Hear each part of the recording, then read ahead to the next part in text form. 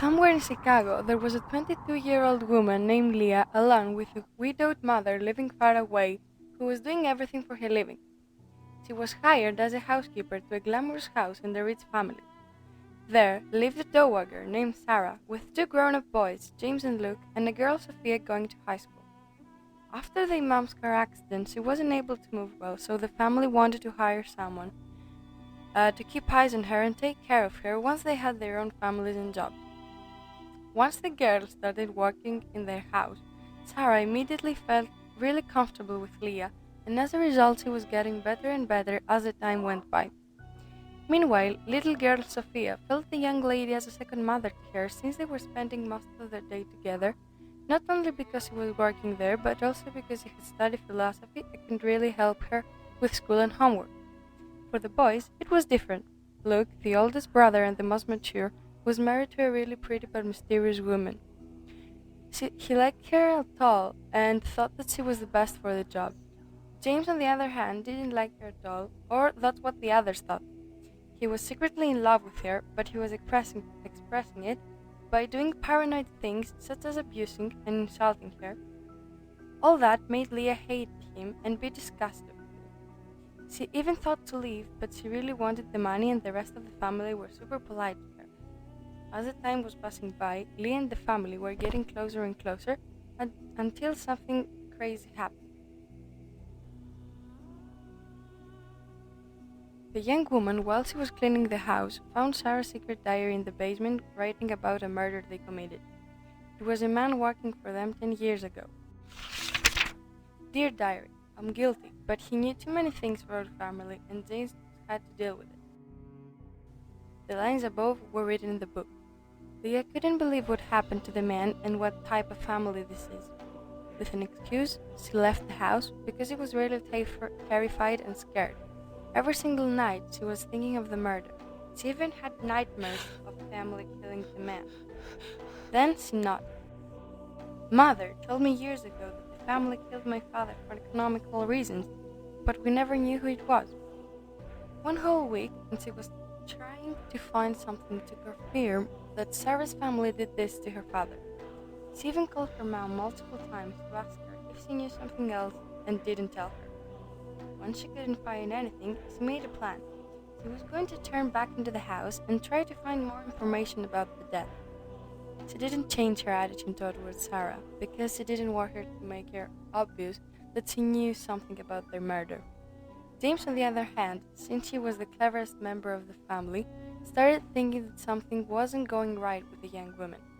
So he started spying on her to find her secret. One day, he listened to her talking to her mother, saying that she wanted to know everything about her dad and how he died. James went into the room with a knife in his hands. He said, "Who are you talking to about your father?" The girl was really scared and she didn't tell him the truth. "It was my mother. We were talking about my friend's father who was killed a couple days ago." The man immediately hid the knife between his two arms and let the girl leave the room first. After the discussion, he went to his mother. He told her that the man they killed was Leah's father and she probably knew everything. Sarah was shocked.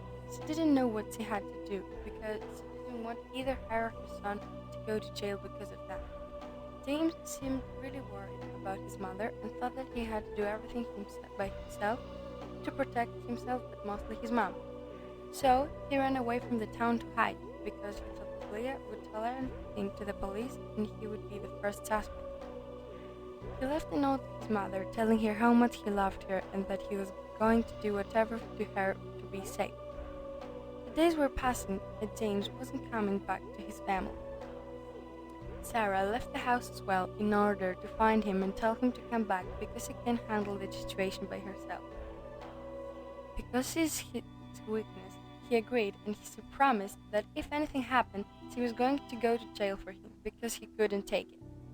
James couldn't sleep at all. He was thinking of Leah and how he could take her off the puzzle. The next morning, when Leah went for a run at the mountain, he put a micro camera in the bedroom to secretly spy on her and find out what she actually knew.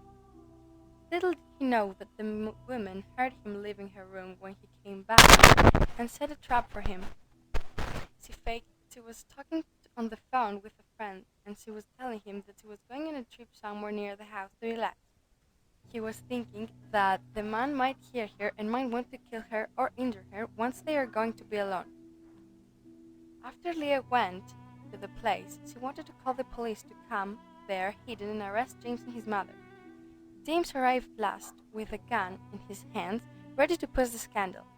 Leah immediately started shouting and insulting that he did this to her father, and what was the reason?